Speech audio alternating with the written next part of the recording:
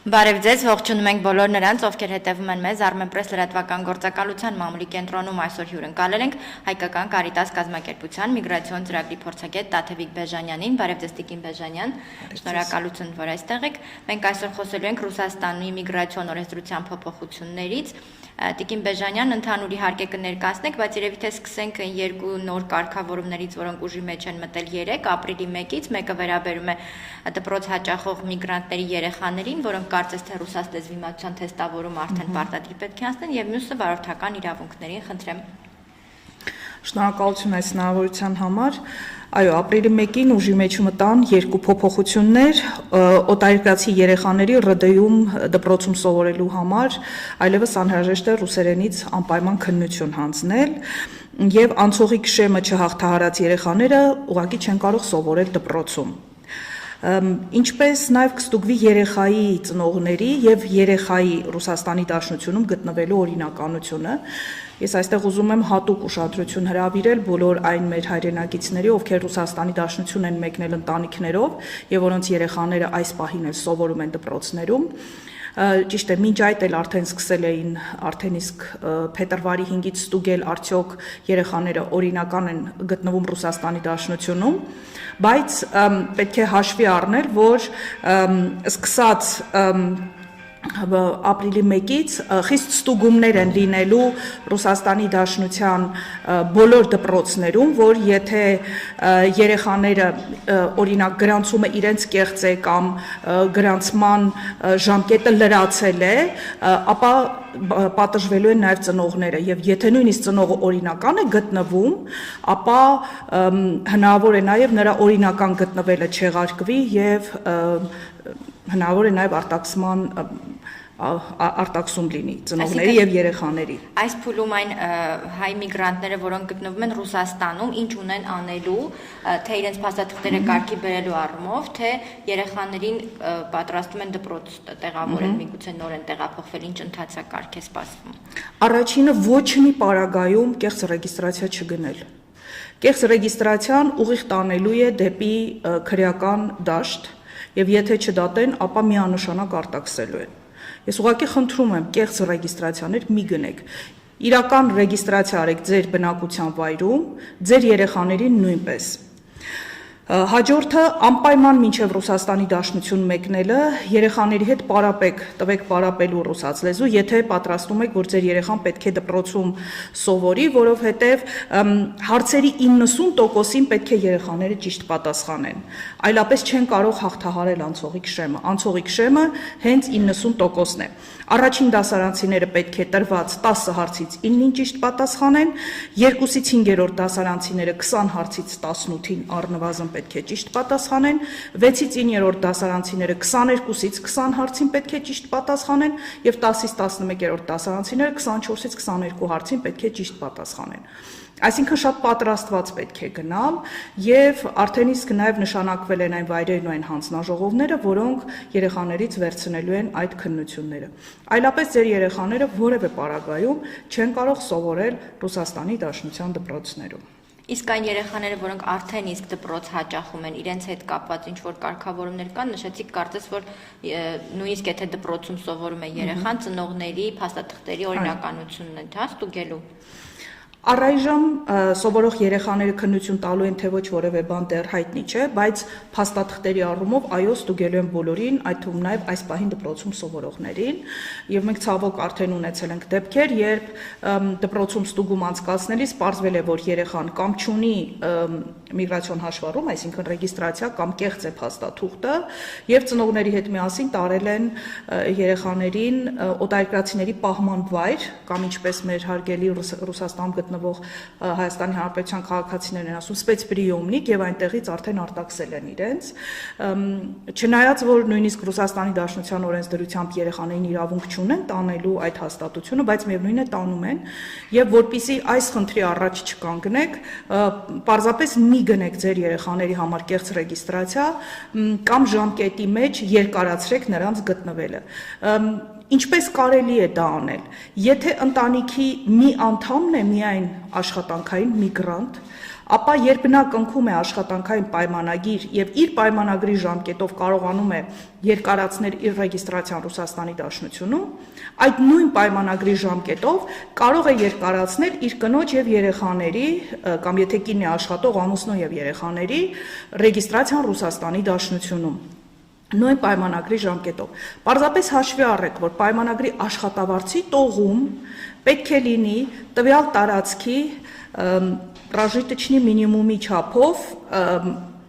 գրված աշխատավարձ բազմապատկած ընտանիքի անդամների թվի չափով։ Օրինակ Մոսկվայում ենթադրենք դա կազմում է 26000 ռուբլի եւ 4 հոգանոց ընտանիքի դեպքում պետք է լինի 26000 անգամ 4, որպեսզի ինքը կարողանա երկարացնել տվյալ իր ընտանիքի անդամների ռեգիստրացիան։ Այսինքն այս բաներին հիմա շատ ավելի խիստ են նայելու, շատ ավելի ուշադիր են հետևելու։ Դրա համար ես խորհուրդ եմ տալիս, որ անպայման ձեր փաստաթղթերը լինեն կարգին։ Այլապես բացի նրանից, որ ռուսերենի քննություն պետք է հանձնի երեխան, նույնիսկ եթե շեմը հաղթարի, բայց իր գրանցումը, իր ռեգիստրացիան ժամկետի մեջ չեղավ, համապատասխան փաստաթղթերը չեղան, ծնողներին էլ հետը կչեղարկեն ու բոլորին ուղղակի կարտաքսեն։ Շատ զգույշ է պետք լինել այս հարցում։ Այս գործընթացի հիմքում, պարզաբանման հիմքում նշված էր, որ երեխաները, քանի որ ռուսերենին լավ չեն տիրապետում, դպրոցում դժվարություն են ունենում, հոգեբանական առումով խնդիրներ են ունենում, որտեղ հետ են ընկնում կրթական process-ից, որքանով է այս պարզաբանումն արդարացված եւ երկրորդը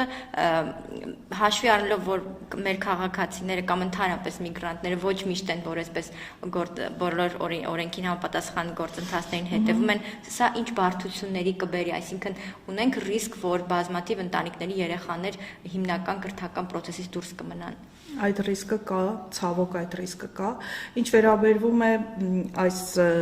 օրենքի ներդրման հիմնավորմանը կամ արդյոք միջազգային պրակտիկային ինքը որքանով է համապատասխանում, ես ձեզ ասեմ, որ օրինակ Եվրամիության երկրներում, Ֆրանսիայում, Գերմանիայում ավելի զարգացած երկրներում ընդհանրապես նշանակություն չունի միգրանտ երեխան տիրապետում է տվյալ պետության լեզվին թե ոչ, երեխաները պարզապես չպետք է դուրս մնան կրթությունից։ Այսինքն նայած թե երկիրը իր համար ինչն է ընտրում առաջնային։ Երկրներ կան, որոնք ընտրում են երեխայի իրավունքը կրթություն ստանալու եւ իրենք փորձում են դպրոցներում այնպիսի համակարգ դնել, որ երեխան ընթացքում նաեւ սովորի տվյալ լեզուն, բայց որևէ պարագայում երեխան կրթությունից դուրս չմնա։ Ռուսաստանի Դաշնությունը ընտրել է այլ տարբերակ։ Պետք է իմանա լեզուն, ինտեգրվի հասարակությանը, այլապես նա չի կարող կրթություն ստանալ, որովհետև դա խանգարում է մյուսների կրթություն ստանալուն։ Ես ուղղակի չգիտեմ ինչ հաշվարկներ ունեն դրված սրա տակ, որովհետև եթե խոսվում է մոտ 387,000 օտարերկրացի անչափահասների մասին, եւ դեռ չգիտենք դրանց դա Ռուսաստանի Դաշնության տարածքում, ինձ թվում է ամբողջ Ռուսաստանի Դաշնության տարածքում դա այնպիսի ծավալու մեծ թիվ չի, որ ուղիղ կխանգարեր կրթությանը, նույնիսկ եթե դասարանում մի քանի երեխա, ասենք ռուսերեն չգիտեն, բայց դա իրենց պետության որոշելիքն է, իրենք որոշել են, որ դա խանգարում է իրենց կրթական process-ին եւ անպայման բոլոր միգրանտ երեխաները, եթե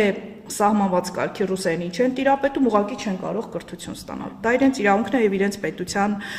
քաղաքականությունն է, ես չեմ փորձում ոչ քննադատել, ոչ էլ գովել այդ քաղաքականությունը, բայց ես ուզում եմ իմ խնդիրն է, որ մեր քաղաքացիները տեղյակ լինեն եւ պատրաստ լինեն ինչ է սպասվում իրենց Ռուսաստանի Դաշնությունում։ Իսկ այն, որ կրթությունից դուրս մնացող երեխաներ կլինեն, անպայման կլինեն, որտեղ այն շեմը, որը դրված է դպրոց ընդունվելու, դպրոցում սովորելու համար, ցավոք հնարավոր է, որ չկարողանան հաղթահարել երեխաները։ Ես իհարկե կխոսեմ Հայաստանի քաղաքացի երեխաների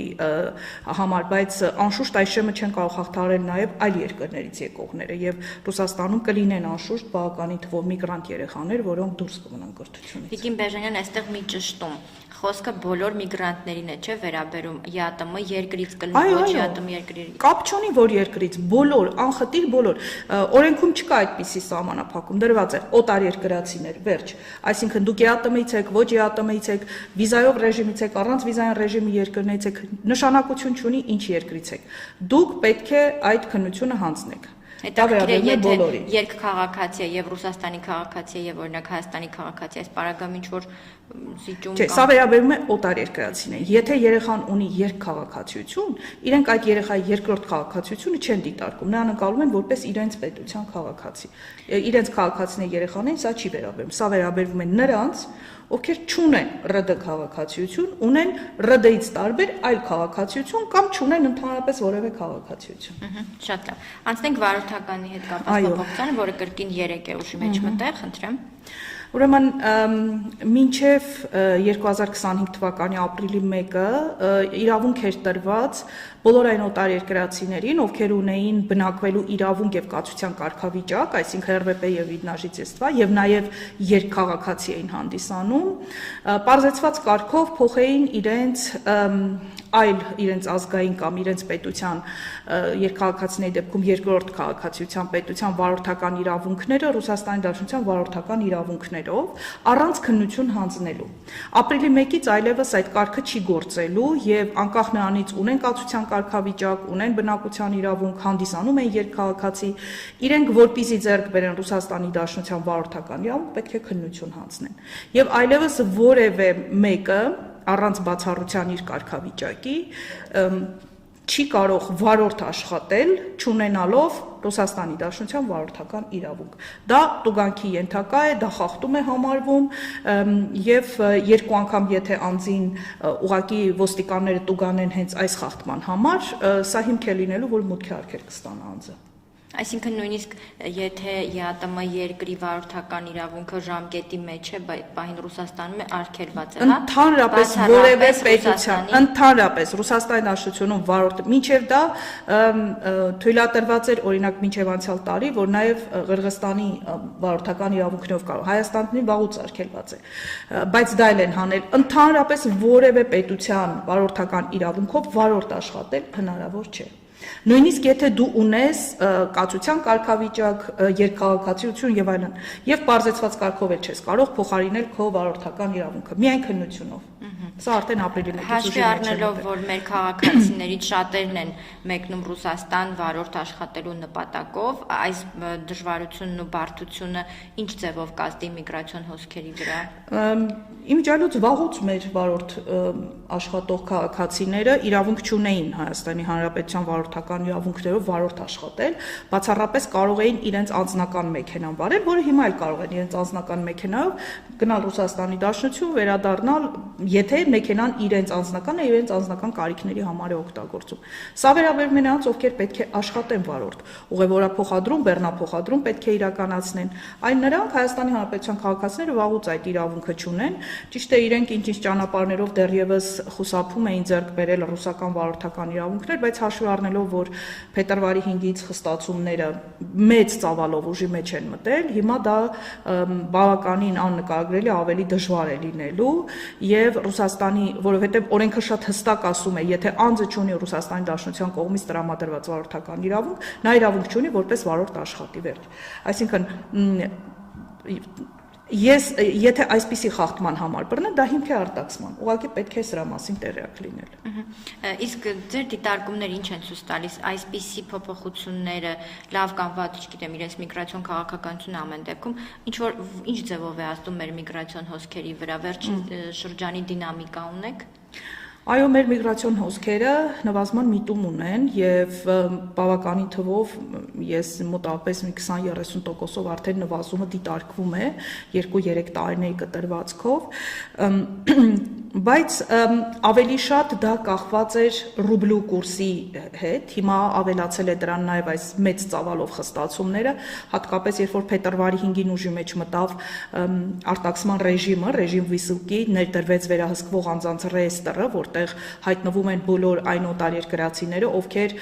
ապրիլի 5-ի դրությամբ ունեին որևէ խախտում եւ շարունակում են հիմա հայտնվել, այսինքն ամեն խախտումը հայտնաբերելիս իրենք բարբերաբար թարմացնում են այդ բազաները եւ ցավով պետք է նշեմ, որ այդ բազաներում սկսեցին հայտնվել մարդիկ, ովքեր որևէ խախտում չունեն կամ որևէ փաստաթղթի խնդիր չունեին, առնվազն մենք մի 500 այդպիսի դիմում ստացել ենք, որ անձինք հայտնվել են վերահսկվող անձանց ռեեստրում եւ խորհուրդ էին հարցնում, խորհրդատվության համար դիմում էին ինչ անել, ինչպես ինչպես դուրս գալ կամ ինչ է անհրաժեշտ անել, ուրեմն այս անձանց համար գոյություն ունի, այսինքն Ռուսաստանի Դաշնության նախագահը ընդունեց հրամանագիր 1126 հրամանագիրը, համաձայն որի մինչև ապրիլի 30 թույլատրվեց վերահսկվող անձանց ռեեստրում գտնվողներին օրինականացնել իրենց գտնվելը Ռուսաստանի Դաշնությունում, բայց այլ մեկ այլ խնդրի բերեց հանգեցրեց, որ ծավալը այնքան մեծ է, որ բազաները չեն հասցնում թարմացնել եւ նույնիսկ եթե նամակ է գալիս, որ անձը այլևս հանված է ռեեստրից, 3-4 օր շարունակ անձը շարունակում է դեռ մնալ այդ ռեեստրում, այսինքն չնայած որ ինքը արդեն ունի պատասխանը, բայց միևնույն է ռեեստրից հանված չէ, իսկ ինչպես է երևում, որ ռեեստրում է։ Անմիջապես սառեցվում են բանկային հաշիվները, անմիջապես, եւ մարդը որևէ գործարք չի կարողանում անել,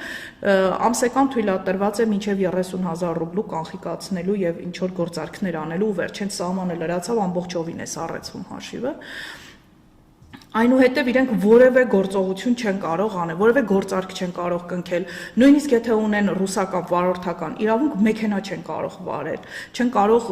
առուվաճառքի գործողություն անել, քկակ մարմիններում գրանցումներ անել, այսինքն առանց ոստիկանության թույլտվության բնակության վայրը փոխել։ Նախագահի հրամանագրով այս անձանց տրված է հնարավորություն կամ օրինականացնել ձեր գտնվելը կամ լքել ՌԴ տարածքը սահմանահատել։ Ինչպես պետք է օրինականացնել։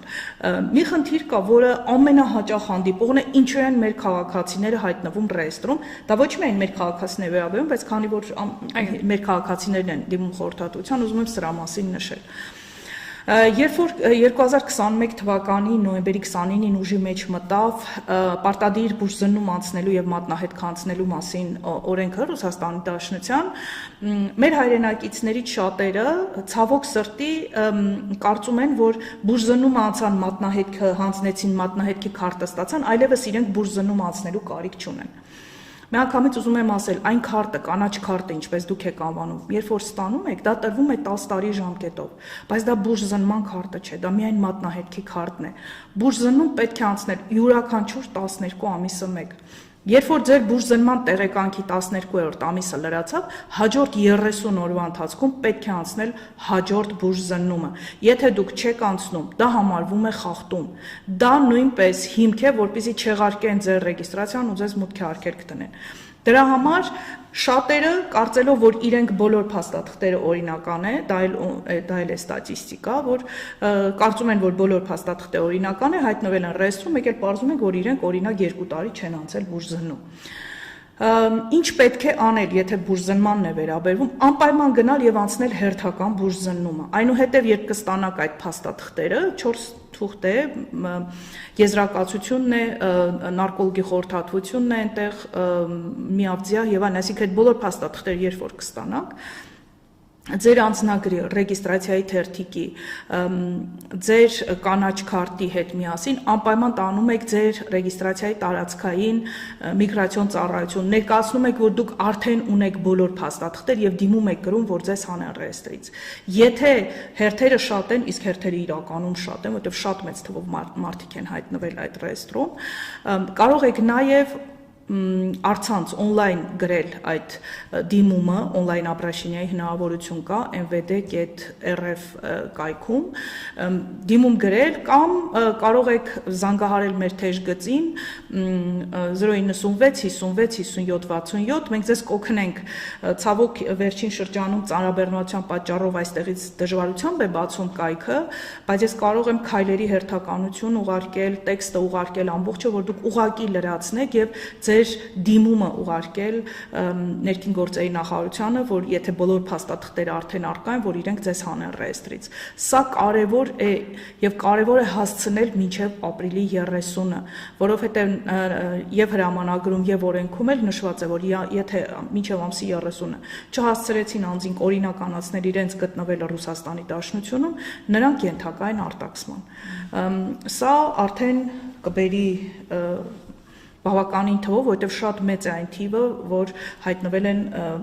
ռեեստրում եւ 30-ից 40 հազար մարդու մասին խոսք է գնում, որ Հայաստանի Հանրապետության քաղաքացի այդ ռեեստրում հայտնվել է եւ այնպես չի, որ մեկը դուրս է գալիս, հաջորդը մյուսն է ընկնում, այնպես չի, որ այդ թիվը անընդհատ նվազում է։ Այսինքն դուրս են գալիս, մյուսներն են ընկնում, որովհետև այդ խախտումները անընդհատ ի հայտ են գալիս։ Այնպես որ ես կարծում եմ, որ մեր հայրենակիցները շատ արագ պետք է իրենց փաստաթղթերը կարգի բերեն, եթե իհարկե չեն ցանկանում, որ ապրիլի 30-ից հետո հայտնվեն արտաքսվողների ցուցակում։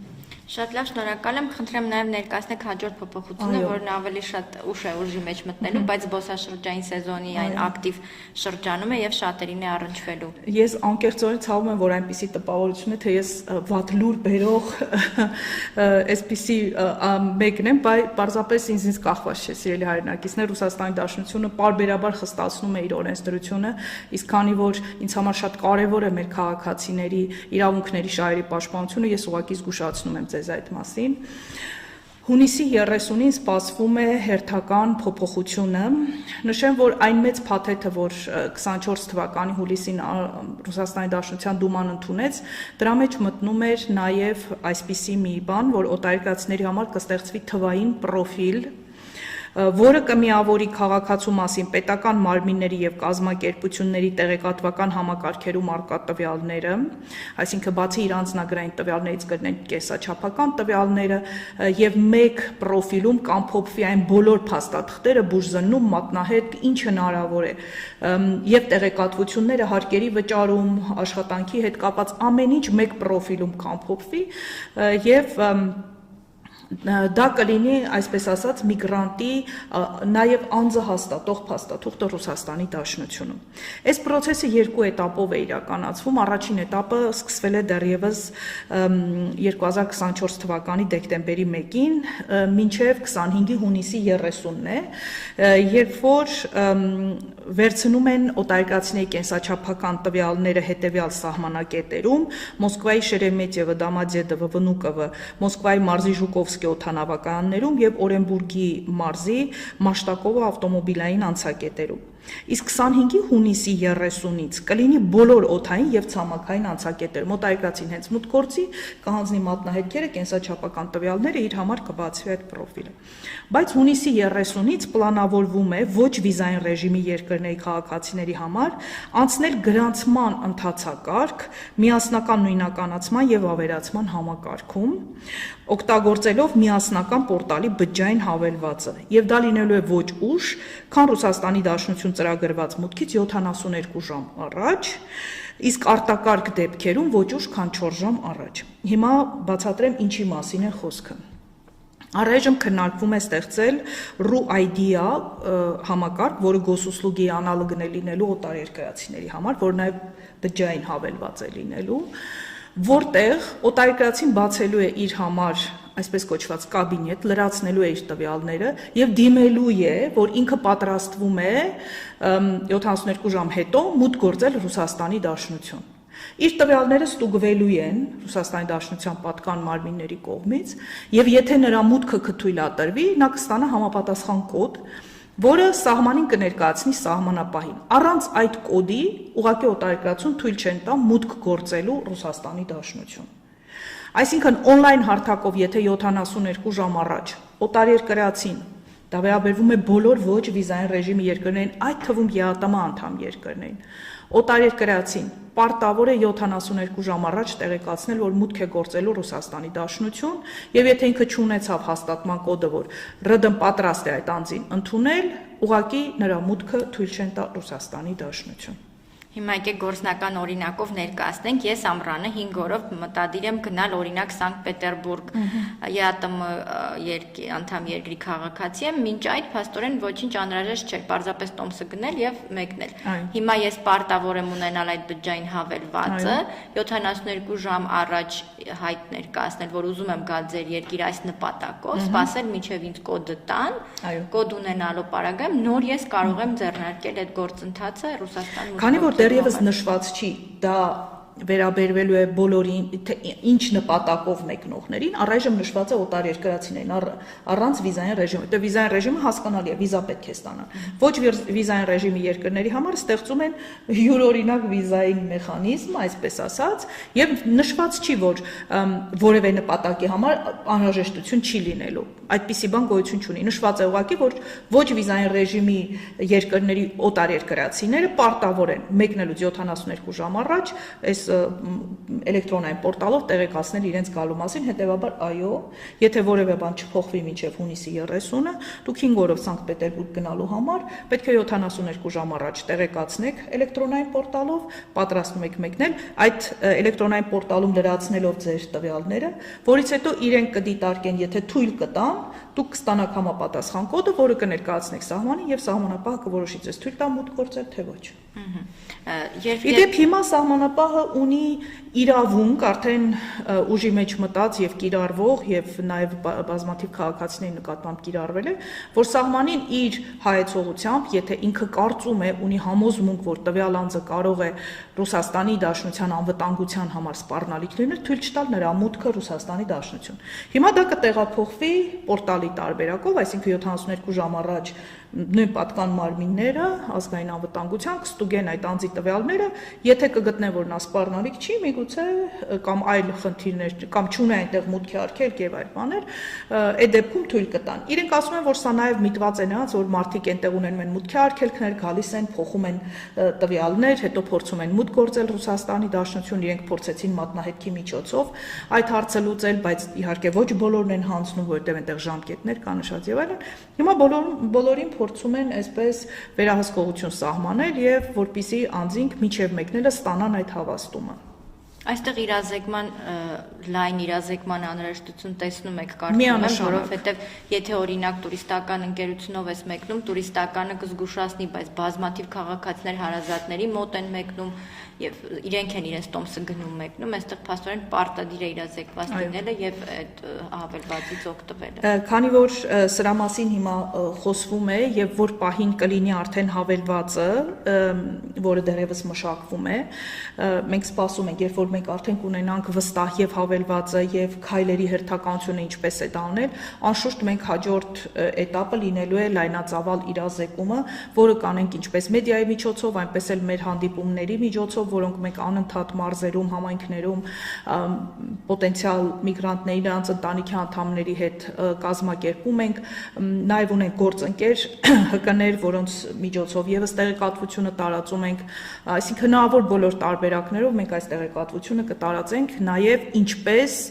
գրանցվել կամ ինչպես տեղեկացնել Ռուսաստանի Դաշնության պատկան մարմիններին։ Եղավ, շատ շնորհակալ եմ հանգամանալից ներկայացնելու համար, հավելելու բան ունեք։ Այս պահին այսքանը։ Ես ուղղակի ուզում եմ ասել, որ սրանք շարունակական են այս խստացումները եւ քայլ առ քայլ ամեն ինչ տանում է ավելի խիստ կարգերի հաստատմանը, հաջորդը մի քիչ ավելի ուշ, երբ որ կնախատեսեն այս պորտալներում ներառել նաև գենոմիական տվյալները, դա դեռևս չկա, բայց ուզում եմ զգուշացնել, որ ցավոք որևէ հեշտացնող բան չկա։ Պետք է պատրաստ լինել, որ օրենսդրությունը գնալով ավելի ու ավելի խստանում է։ Խնդրեմ մեկ անգամ եւս հիշեցրեք ձեր թեժգիծը, եթե քաղաքացիները ինչ-որ հավելյալ ճշտումների կարիք ունենան։ Անշուշտ 096 56 57 67։ Ես ուղղակի ուզում եմ մեր հայրենակիցներին տեղեկացնել, որ մեկ հոգի է պատասխանում այդ թեժգծին, եթե դուք զանգահարում եք եւ չեք կարողանում ընկնել, նշանակում է այդ պահին ինչ-որ մեկին խորհրդատվություն տալիս են։ Հաճախ լինում է, որ երկար խորհրդատվության կարիք ունի անձը, որովհետև իր խնդրեմը շատ ավելի մեծ է, դուք ուղղակի մի հուսահատվեք, մի քիչ հետո նորից զանգահարեք, անպայման, եթե տեսնում ենք, որ զանգերի թիվը շատ է եւ չենք պատասխանել, մենք անպայման հետ զանգում ենք անձանց, այնպես որ զանգահարեք եւ ստացեք ձեր անհրաժեշտ տեղեկատվությունը։ Շնորհակալ եմ շատ, ձեր գործերին հաջողություն, ավարտենք։ Շնորհակալություն։